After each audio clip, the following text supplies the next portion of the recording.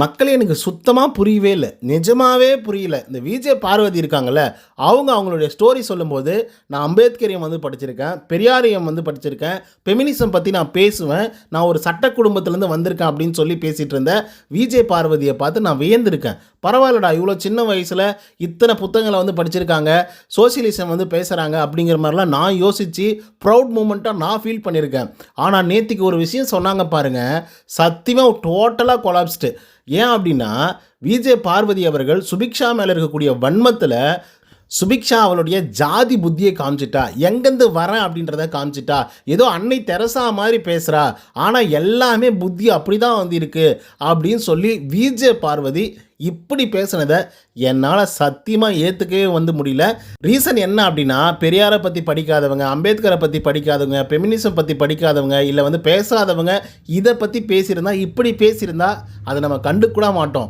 ஆனால் இவங்க இதெல்லாம் படித்தேன், இதெல்லாம் நான் தெரிஞ்சிருக்கேன், நான் இவ்வளோ தைரியமாக இருக்கிறதுக்கு இதுதான் காரணம், நான் கேள்வி கேட்குறதுக்கு இதுதான் காரணம் அப்படின்னு சொல்லிட்டு ஒரு போர்வைக்குள்ளற ஒரு விஷயத்தை வந்து கேவலமாக பேசுகிறது அப்படிங்கிறது எந்த விதத்தில் நியாயம் அப்படிங்கிறது எனக்கு வந்து சுத்தமாக தெரியல.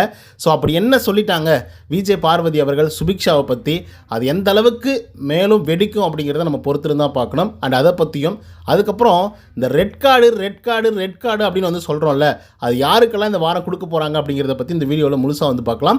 ஸோ இந்த வீடியோக்கு போகிறதுக்கு முன்னாடி நம்மளோட சேனலை சப்ஸ்கிரைப் பண்ணாதவங்க சப்ஸ்கிரைப் பண்ணி வச்சுக்கோங்க. பக்கத்தில் ஒரு பெல் ஐக்கான் இருக்கும், அதையும் ப்ரெஸ் பண்ணி ஹாலில் போட்டுக்கோங்க. அப்போ தான் நாங்கள் அப்டேட் பண்ணுற ஒவ்வொரு விஷயமும் உங்களுக்கு நோட்டிஃபிகேஷன் வந்து சேரும். அதை தாண்டி இந்த வீடியோ குறைஞ்சபட்சம் ஒரு 500 லைக்கான எதிர்பார்க்குறோம். ஸோ லைக் போடுங்க, வீடியோ பாருங்கள், வாங்க இந்த வீடியோக்குள்ள வந்து போகலாம். முதல் விஷயம் என்ன அப்படின்னு பார்த்தீங்கன்னா, நான் ரெட் கார்டை பற்றி பேசணும்னு நினைக்கிறேன். ரெட் கார்டு கம்ருதீனுக்கு ரெட் கார்டு, துஷாருக்கு ரெட் கார்டு, அதுக்கப்புறம் திவாகருக்கு ரெட் கார்டு அப்படின்னு சொல்லி நம்ம ரெட் கார்டு அப்படின்னு சொல்லி எல்லாருக்கும் நம்ம சொல்லிட்டு இருக்கோம். அப்போ அந்த வீட்டில் யாரு தான் ஒழுங்காக இருக்கா? அப்போ எல்லாருக்குமே ரெட் கார்டை கொடுத்து வெளியே அனுப்பிச்சிட்டு இந்த ஷோவை இழுத்து மூடுங்கடா அப்படின்னு சொல்லி கேட்குற மாதிரி வந்து இருக்குது. நிஜமாகவே சொல்கிறேன், பிக் பாஸ் அப்படிங்கிறது வந்து சமுதாயத்தின் பிரதிபலிப்பு தான் அப்படின்னு சொல்லி எல்லா சீசன்களிலும் சொல்லப்பட்டுட்டு இருக்கு.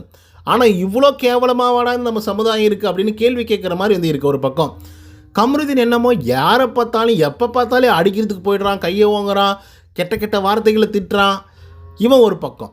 இன்னொரு பக்கம் துஷார், அவன் லவ் பண்ணிக்கிட்டே சுற்றிட்டு இருக்கான். இது ஒரு நேஷ்னல் டெலிவிஷன் லைவ் ஸ்ட்ரீமிங் வந்து ஆகிட்டுருக்கு, மக்கள் வந்து பார்த்துட்ருக்காங்கன்ற ஒரு அறிவு கூட வந்து பார்த்திங்க அப்படின்னா துஷாருக்கு கிடையாது, அண்ட் அரோராவுக்கு கிடையாது.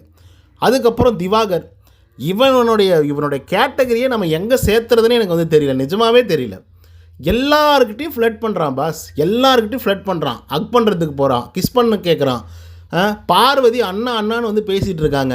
அந்த பொண்ணுக்கிட்ட போய் தோல் மேலே சாஞ்சிக்கிட்டு படுத்துக்கிறது, சொல்லும் அப்படின்னு சொல்கிறது. அந்த பொண்ணு விலகி போகுது, கட்டி பிடிக்காதனே, தொடக்கூடாதுனே, நீ தப்பு பண்ணுறனே, எல்லை மீறி போகிறனே அப்படின்னு சொல்லி நேற்றுக்கு வந்து பார்வதி வந்து காலையிலேயே சொல்லிட்டாங்க சாப்பிடும்போது. அதுக்கப்புறம் கம்ருதீன் திவாகரை பற்றி இன்னும் மோசமாக சொன்னார், நீ ஒரு பொம்பளை பொறிக்கிடா அப்படின்னு சொல்லி. அதுக்கப்புறம் நம்ம வினோத் நேற்றுக்கு நைட் வந்து பார்த்திங்கன்னா ஒரு பெரிய சண்டை நடந்துச்சு. அந்த சண்டையில் ஒரு மரத்துக்கு வந்து சேரையை கட்டிட்டு கூப்பிட்டு வந்தால் கூட நீ மார்க் போடுவ அப்படின்னு வந்து சொல்கிறாப்புல. இப்போ எனக்கு என்ன அப்படின்னா, இவ்வளோ ஃபெமினிசம் பேசக்கூடிய ஆட்கள் உள்ளர வந்து இருந்துகிட்ருக்காங்க.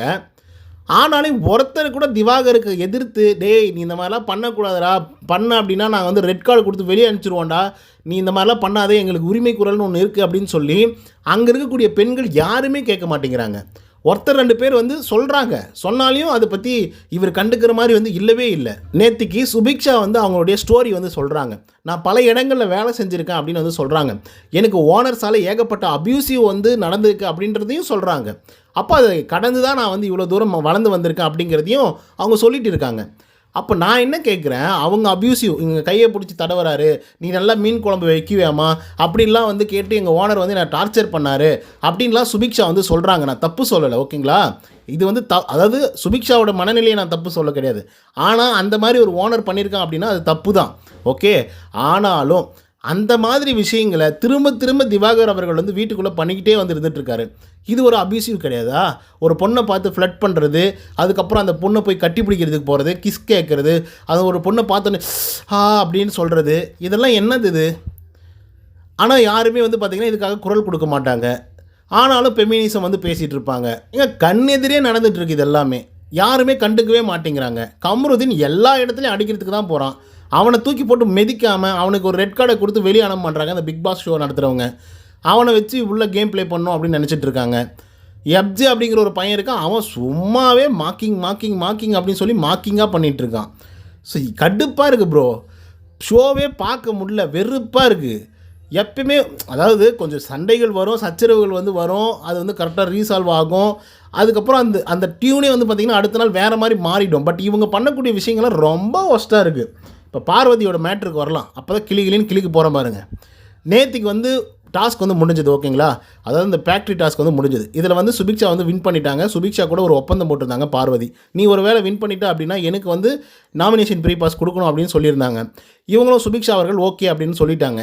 கடைசியாக வந்து பார்வதிக்கு வந்து நாமினேஷன் ப்ரீ பாஸ் கொடுக்க மாட்டேன், நான் உழைச்ச தொழிலாளர்களுக்கு கொடுத்துட்றேன் அப்படின்னு சொல்லிட்டு அவங்க கிளம்பி போயிட்டாங்க. ஸோ இதுக்கு வந்து பார்வதிக்கு செம்ம கோவம் வந்துடுச்சு. இப்படி பண்ணலாம், என்னை ஏமாற்றிட்டா, அவருடைய சாதி புத்தியை வந்து காமிச்சிட்டா, இந்த மாதிரிலாம் கேவலமாக யாரால் நடந்துக்க முடியுமா? கேட்டாக்கா நான் மீனவ பொண்ணு, நான் இந்த இடத்துலேருந்து வந்திருக்கேன், இந்த கேஸ்ட்லேருந்து வந்திருக்கேன் அப்படின்னு சொல்லி இந்த மாதிரி பேசுவா அப்படின்னு சொல்லி பார்வதி வந்து பேசிகிட்டு இருக்காங்க. அந்த இடத்துல அவன் பேர் என்ன, பிரவீன் ராஜ் வந்து சொல்கிறார், இங்கே பாருங்கள், நீங்கள் டாஸ்க் வைஸ் பேசுகிறீங்களா பேசுங்க, பட் ஒருத்தருடைய ஜாதியை பற்றி பேசுகிறது ரொம்ப தப்பு, அதுவும் அந்த இடம் இது கிடையாது, தயவுசெய்து இப்படி பேசாதீங்க அப்படின்னு சொல்லி பிரவீன் ராஜ் சொல்கிறாப்புல வினோத்தும் சொல்கிறாரு. ஏன்னா அந்தளவுக்கு கத்துறாங்க இவங்க. கத்தும்போதே வந்து வினோத்தே ஒரு மாதிரி பயந்து தான் வராரு. ஆமாம், தயவுசெய்து கொஞ்சம் வாயை மூடுமா அப்படின்னு சொல்கிற அளவுக்கு வராரு. அந்தளவுக்கு கேவலமாக வந்து பேசுகிறாங்க. இப்போ தான் அவங்க அதை பற்றி பேசுகிறதே நிறுத்துகிறாங்க. இவங்க என்னமோ அம்பேத்கரை பற்றி படிச்சிருக்கேன், பெரியாரை பற்றி படிச்சிருக்கேன், நாங்கள் சட்ட குடும்பம், சட்டமெல்லாம் படிச்சிருக்காங்க, எங்கள் அப்பா சட்ட மேதை அப்படின்லாம் வந்து பேசிகிட்டு இருக்காங்க. இவங்களுக்கு ஒரு சாதாரண ஜென்ரலாக எந்த இடத்துல எப்படி நடந்துக்கணும்னு தெரியல. இது வந்து ஒரு கேமு. எப்படி பார்த்தாலும் ஒருத்தர் முதுகில் குத்தி தான் ஆகணும். அதில் எந்த விதமான டவுட்டுமே கிடையாது. ஆமாம், நீங்கள் ரொம்ப எஃபெக்ட் போட்டிங்க சுபியை ஜெயிக்க வைக்கிறதுக்கு. ஆனால் அவங்க ஒரு பிளான் பண்ணியிருக்காங்க. கேமே அதுதான். ஸோ இப்போ நீங்கள் ரம்யாவுக்கு தூக்கி கொடுத்துருந்தா மட்டும் ரம்யா மட்டும் என்ன உங்களுக்கு வந்து நாமினேஷன் ப்ரீ பாஸ் கொடுத்துருக்கா போகிறாங்க? அவங்களும் அரோரா சிங்க்லருக்கு கொடுத்துட்டு உங்களுக்கு முதுகில் தான் குத்திருப்பாங்க. இப்போ நீங்கள் சுபிக்ஷா கிட்டே எகிறத ரம்யா கிட்டே எகிரிப்பீங்க, அவ்வளோதான். அப்போ ரம்யாவுடைய கேஸ்ட்டை பற்றி பேசுவீங்களா என்ன? இதெல்லாம் காரணம் என்ன தெரியுமா? கமருதீன் தான். லாஸ்ட் வீக்லேயே இந்த மாதிரி வந்து கேவலமாக பேசியிருந்தான், சுபிக்ஷாவை பற்றி, கேஸ்ட்டை பற்றி பேசியிருந்தான். அப்போயே விஜய் சேதுபதி இதை பற்றி அட்ரஸ் பண்ணியிருந்தா கரெக்டாக இருந்திருக்கும். அதை விட்டுறானுங்க இவனுங்க, சும்மா லிபரலாக விட்டுறது. அதுக்கப்புறம் அவனுங்க எவ்வளோ தூரம் எக்ஸ்ட்ரீமாக போக முடியுமோ அவ்வளோ தூரம் எக்ஸ்ட்ரீமாக போகிறாங்க. இப்போ போன வாரமும் பிரச்சனைகள் வந்து நடந்தது. கமருதீன் வந்து பார்த்திங்கன்னா பிரச்சனை பண்ணியிருந்தார். அதுக்கப்புறம் சண்டைகள் சச்சரவுகள் எல்லாமே வந்துச்சு. அப்போ அதை பற்றி நீங்கள் வந்து பேசியிருந்துருக்கணும். அப்போ அதை பற்றி கண்டிச்சிருந்தா ஓகே, நம்ம பண்ணுறது தப்புடா, இதுக்கப்புறம் நம்ம அந்த மாதிரி பண்ணக்கூடாது, இதுக்கப்புறம் அதை தாண்டி போகக்கூடாது, அந்த லிமிட்குள்ளேயே இருக்கணும் அப்படின்ற மாதிரி மைண்ட் செட் எல்லாருக்கும் கண்டஸ்டண்ட்டுகளுக்கும் இருந்திருக்கும். ஆனால் இவங்க என்ன பண்ணுறாங்க, அதை பற்றி கண்டுக்கிறதே கிடையாது. இவங்க அந்த டாஸ்க்கை பற்றி பேசுகிறாங்க, யாருக்கு யார் முதுகில் குத்துனீங்க, யாருக்கு ரெட்டை வேடம் போட்டிருக்கீங்க அப்படிங்கிறத பற்றி மட்டும் பேசுகிறாங்க, சோறு பிரச்சனையை பேசுகிறாங்க, குப்பை பிரச்சனையை பேசுகிறாங்க, அவ்வளோதானே தவிர மற்றபடிக்கு ஜென்ரலாக அவனுடைய கேரக்டரைசேஷன் என்ன, அவனுடைய கேரக்டர் என்ன, அது மூலிமா அவன் டெலிவர் பண்ணக்கூடிய மெசேஜ் என்ன, அது சோசியல் மீடியாவில் எவ்வளோ தூரம் வெடிக்கும், இல்லை ஏதாவது பிரச்சனையை ஏற்படுத்துமா அப்படிங்கிற ஒரு சாதாரண அறிவு கூட இல்லை இவங்களுக்கு. எனக்கு வந்து இதை ஏற்றுக்கவே முடியல. ஏன் அப்படின்னா பார்வதி வந்து இப்படியெல்லாம் பேசிட்டு டக்குன்னு வந்து அந்த கேஸ்ட்டை பற்றி பேசுனது ரொம்ப ஒஸ்ட்டாக வந்துருந்தது. ஏன்னா கேஸ்ட்டை வச்சு ஒரு கேரக்டரை டிஃபைன் பண்ணுறாங்கல்ல, அதுவே பெரிய தப்பு தான். கேஸ்ட் அப்படின்னா அவங்க எல்லாருமே இப்படி தான் இருப்பாங்க அப்படின்றத ஒரு சோசியலைஸ் வந்து பண்ணுறாங்க இவங்க. ஆக்சுவலாக அது வந்து பெரிய தப்புங்க. அந்த மாதிரி பண்ணக்கூடாது. இது யாராக இருந்தாலுமே பண்ணக்கூடாது. பார்வதி மட்டுமே பண்ணக்கூடாதுன்னு அவசியம் இல்லை. யாருமே இதை பண்ணக்கூடாது. எல்லாருக்குள்ளேயும் அது இருக்குது தான். அந்த உணர்வுகள் அப்படிங்கிறது வந்து எல்லாருக்குள்ளேயும் இருந்துட்டு தான் இருக்குது. எல்லார் சர்டிஃபிகேட்லேயும் அது இருக்குது. யாருமே வந்து பார்த்திங்கன்னா அது வேணாம் அப்படின்னு சொல்லி தள்ளி போகிறவங்க கொஞ்சம் பேர் தான், ஓகேவா? ஆனாலும் இருக்குது. ஆனால் அது வெளிப்படையாக ஒரு நேஷ்னல் டெலிவிஷனில் இதை பற்றி பேச வேண்டியதே இல்லை. அவங்களோட இமேஜை அவங்களே டேமேஜ் பண்ணிக்கிறாங்க. அந்த டாஸ்க் ஒன்று வச்சாங்கல்ல, அந்த டாஸ்கில் என்ன வேணாலும் ஃபேவர் பண்ணுங்க அப்படின்னா கை கால் அழுத்தி விட சொல்கிறது, காப்பி போட்டு வர சொல்கிறது, சாப்பாடை ஊட்டி விட சொல்கிறது, என்னது இது? ஒருத்தருக்கு ஒரு வேலை ஆகணும் அப்படின்னா நீங்கள் வந்து என்ன பண்ணுவீங்க, ஜென்ரலைஸ் பண்ணிகிட்ருக்கீங்க. என்ன கிடைக்கணும், என்ன கிடைக்கக்கூடாது, நீங்கள் கால் அழுத்தணும், கை அழுத்தணும், அந்த மாதிரி வந்து ஜென்ரலைஸ் பண்ணிகிட்ருக்காங்க. அதெல்லாம் விடுங்க. நேற்று திவாகர் வந்து செக் பண்ணும்போது சுபிக்ஷாவை கூப்பிட்டு வந்து என்ன பண்ணுறாங்க சொல்லுங்கள் பார்க்கலாம். புடவை கட்டி கூப்பிட்டு வந்து நிப்பாட்டுறாங்க. பொண்ணு கொடுக்க போகிறோம், நீங்கள் பொண்ணு எடுத்துருக்கீங்க, எங்களுக்கு வந்து மார்க்கு பார்த்து போடுங்க அப்படின்னு சொல்கிறாங்க. இது எவ்வளோ மோசமான ஒரு மனநிலை. திவாகர் வந்து எனக்கு வந்து ஃபேவர் பண்ணுங்க அப்படின்னு சொல்லி கேட்குறது என்ன கேட்குறாரு அவர்? தர்பூஷ் எட்டு வந்து கொடுத்த உடனே வியானா நீங்கள் வாங்க இந்த பக்கம் கடிங்க, சுபிக்ஷா நீங்கள் வாங்க இந்த பக்கம் கடிங்க, இந்த ஒரு ரீல்ஸ் வந்து பண்ணிடலாம் அப்படின்றாங்க. 2 பேர் கடித்த மாதிரி ஃபோர்ஸ் கொடுத்து ஒரு வீடியோ எடுத்து அதை வந்து பார்த்திங்க அப்படின்னா ஒரு போஸ்ட்டாக போடுறாங்க. போஸ்ட் மீன்ஸ் ஒரு எபிசோடாக வந்து டெலிகாஸ்ட் பண்ணுறாங்க. என்னையா பண்ணுறீங்க? உள்ளே இருக்கவங்க மொத்த பேரும் அக்யூஸ்டாக வந்துருக்கானுங்க. அவனுங்களெல்லாம் தூக்கி ஜெயிலில் போடாதீங்க, தூக்கி தயவுசெய்து வெளியே போடுங்க. பார்க்க சகிக்கலை.